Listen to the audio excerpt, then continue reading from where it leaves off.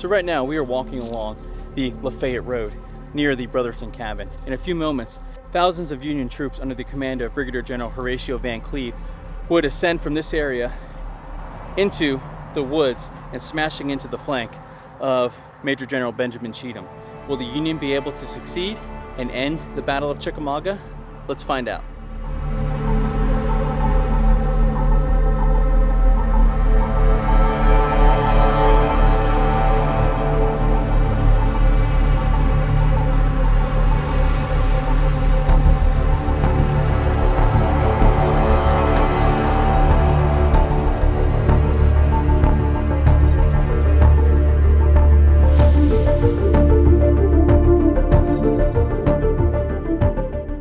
So we are currently standing in the location of Captain William Carnes' battery, and this battery would be placed here on Benjamin Cheatham's left flank to support the fight that was unfolding along the Brotherton Road and in the Poe Field area.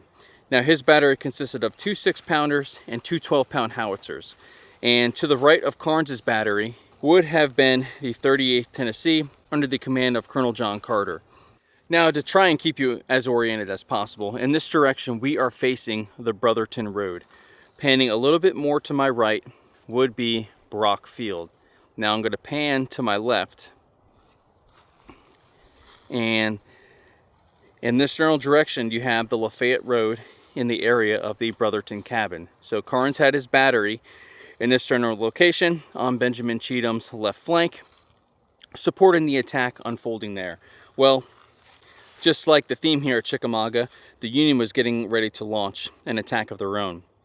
So Carnes' battery here would be hit on the flank by Brigadier General Horatio P. Van Cleve's division, and they would be coming from this direction here. So Carnes' guns were not oriented to this threat initially, and all of a sudden you had a fresh Union division bearing down on your battery here, and there's really only one regiment of infantry to help support you. Now, as the Union Infantry made their way right into the teeth of Carnes' battery, some hand-to-hand combat obviously broke out.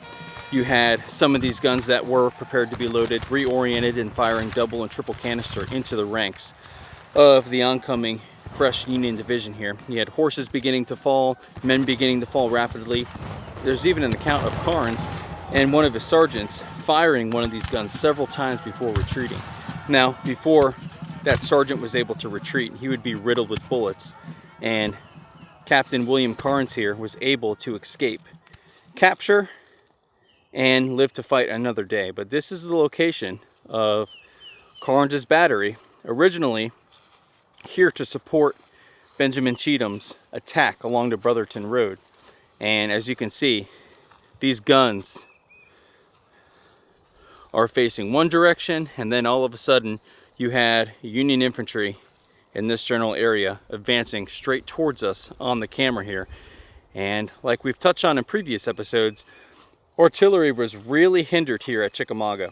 You can't fire at what you can't see, and oftentimes infantry would appear mere yards away from each other here. So another example of that unfolding in this general location. In the heavy fighting which immediately followed, many of the men and horses were soon killed or disabled, and Carnes, seeing the impossibility of saving his guns, dismounted his officers and sergeants and put them and the drivers of the disabled horses at the guns to replace the cannoneers as they were shot down.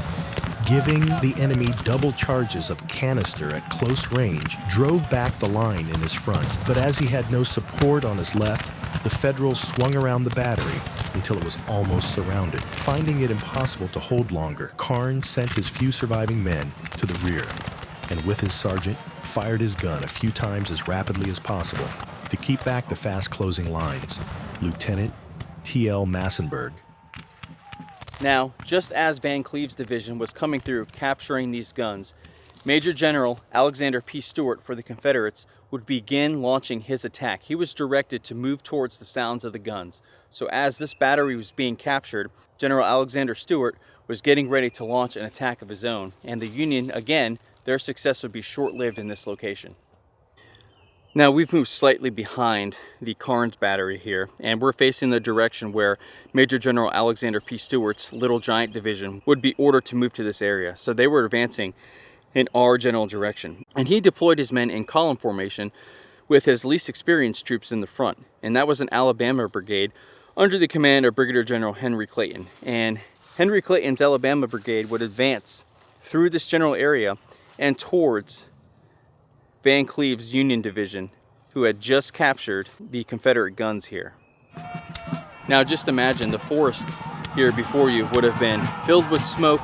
You can hear the screams of the wounded. You can hear the fighting going on elsewhere here in Chickamauga, and Clayton's Alabama brigade would advance through this general area, and they would meet Van Cleve's division and begin exchanging fire. Now, the Confederates were ordered to lay down and fire as, quote, best they could, until they were essentially out of ammunition.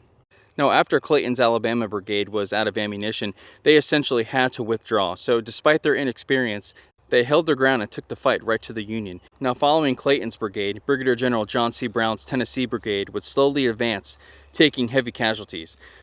At some point during this fight, the Union built breastworks in this general area. When Brigadier General John C. Brown's Tennessee brigade would advance, they would meet these breastworks head-on and suffer heavy casualties.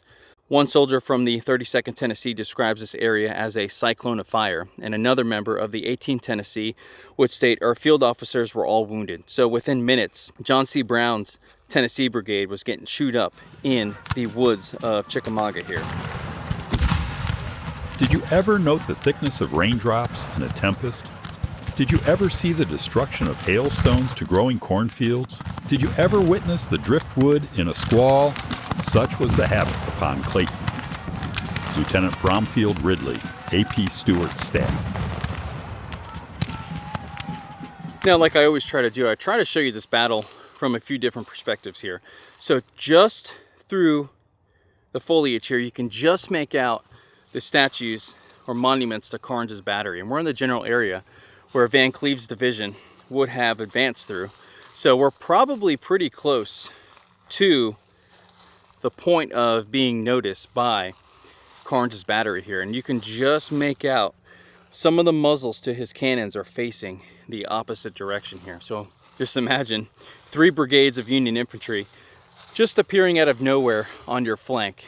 Probably would have been a pretty stressful moment for all involved, especially if you're the Union. You're appearing in front of essentially muzzles loaded with double and triple canisters. So the fight here, although short, was pretty deadly. So right here we would have constructed hastily built breastworks, and you had Clayton's Alabama brigade begin attacking this area.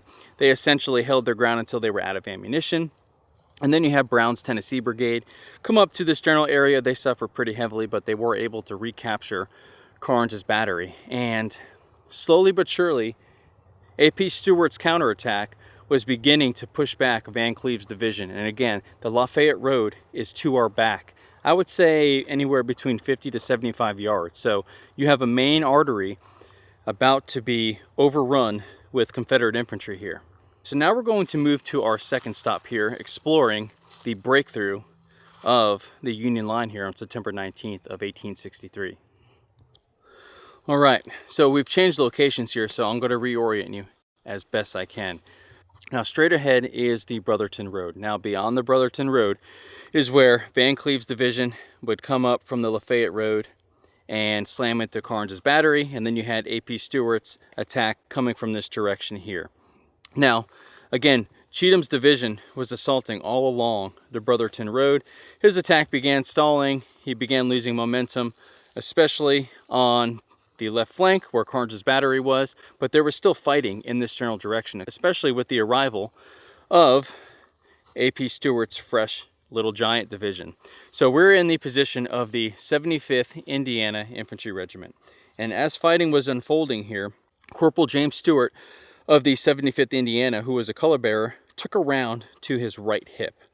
As he fell, Color Sergeant Jacob Blair lifted Stewart onto his back, and then with the other hand grabbed the battle flag in one hand and the Stars and Stripes in the other. So he had a wounded Corporal James Stewart on his back, the regimental colors in one hand and the Stars and Stripes in the other. I want you to think about how much strength that would take. Now granted, his adrenaline is probably pumping, but still, this is an incredible feat After a few moments, another round would strike Stewart underneath the armpit, and Stewart would be killed. So despite Jacob Layer's best efforts, Corporal James Stewart would be killed in action in this general area right before us here. Okay, so we've moved to a spot called Poe Field. Now, we're looking in the general direction of the Brotherton Road. Now, sensing the momentum was starting to swing in favor of the Confederates, A.P. Stewart would send in one of his last brigades under the command of Brigadier General William Bates. And they were a veteran brigade, and they always had the toughest assignments. So the Union line would be directly in front of us. Where we just covered the 75th Indiana, I would say it's probably 500 to 600 yards in that direction. So Stewart would send in Bates's brigade, and they would smash into the Union line along the Lafayette Road here, okay? So Bates's men would be coming directly at us on the camera here. Now, as Bates's brigade was beginning to break the Union line, something a little weird happened. 2 regiments would continue pushing due west into Brotherton Field, and 3 regiments of Bates' brigade, the 20th Tennessee, the 37th Georgia, and the 4th Georgia Sharpshooters, would wheel right and begin advancing towards us on the camera here. So half of Bates' brigade, 2 regiments, would advance in that direction here, and the other half would begin advancing directly at us towards the camera here. So you can just imagine, if you were a Union soldier in this general area, all of a sudden you hear the howling and screaming breaking out of the wood line here, how terrible that would be. But unfortunately for the Confederates advancing at us on the camera here, the Union had a little surprise waiting for them. So the 3 regiments of Bates' brigade would emerge from that wood line here near the Georgia Monument and begin advancing across this field here. Now, it can be a little confusing because you can see some Confederate artillery pieces before us here. Keep in mind, on September 19th of 1863, these pieces were not positioned here yet. These pieces were positioned later on September 20th of 1863, the following day. So this field would have been empty. But at the end of the field, in this direction here, way down here, you had 4 Union batteries lining the road and the wood line here, consisting of 24 cannons. So imagine 3 infantry regiments emerge into this open field, which is the perfect area for artillery here at Chickamauga. So I've moved back to the end of Poe Field here, and I'm at one of the Union artillery positions, and this position was manned by Battery H of the 4th U.S. Artillery, and they had 4 12-pound howitzers here. Now, the Confederate attack in Bates' brigade, they would be emerging from that wood line way back there by the Georgia Monument there, right there. So imagine, as they emerge, they think that victory is within grasp, and they see nearly 24 Union cannon that are lined up here and just beyond the wood line there, and they're all aiming in this empty field here. Think about what's going through the minds of the Confederate soldiers here. Do you think that they're thinking that they can get to these guns before they're fired and they have tons of war trophies, or do you think that they're about to meet their end? Now, as you can imagine, the cannons here opened up on Bates's men, causing just utter devastation. Double charge, triple charge of canister, mowing down the men like grass here. The 37th Georgia was hit with a shot so devastating that the entire regiment split in 2. So the middle of the regiment didn't exist anymore. So you had a fragment of the regiment advancing towards the Lafayette Road, and then a fragment of that regiment advancing towards us on the camera here. After the first few rounds here, you can imagine that this field not only would have been littered in bodies, but covered in dust and smoke. One of Brigadier General William Hazen's staff officers, Lieutenant Ambrose Bierce, recounts what he saw that day. The field was gray with Confederates in pursuit. Then the guns opened fire with grape and canister, and for perhaps 5 minutes, it seemed an hour. Nothing could be heard but the infernal din of their discharge, and nothing seen through the smoke but a great ascension of dust from the smitten soil. When all was over and the dust cloud had lifted, the spectacle was too dreadful to describe. The Confederates were still there, all of them it seemed, some almost under the muzzles of the guns. But not a man of all of these brave fellows was on his feet, and so thickly were all covered with dust that they looked as if they had been reclothed in yellow. "We bury our dead," said a gunner grimly. Lieutenant Ambrose Bierce Hazen's staff. It was here that the Federal artillery did some fine work.